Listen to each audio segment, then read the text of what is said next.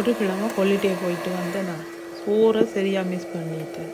அதனால் வந்த உடனே சூப்பராக ஒரு சமையல் செய்வோம்ட்டு பருப்பு வச்சேன், சோறு வச்சு, அதோட நல்லா ஒரு எலும்பு போட்டு நல்ல ஒரு மட்டன் கறி வச்சுட்டு, அதுக்கு பிறகு வெங்காயத்தாள் வர செய்துட்டு, அதுக்கு பிறகு சிம்பிளாக ஒரு வெங்காயம் தக்காளி போட்டு ஒரு சலட் செய்து, அதோட மிக்ஸ் சலட்டும் வச்சு சோறு சாப்பிட்டோம்.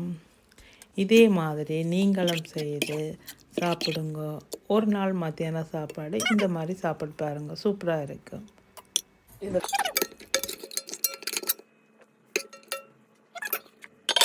வெங்காயம் தக்காளி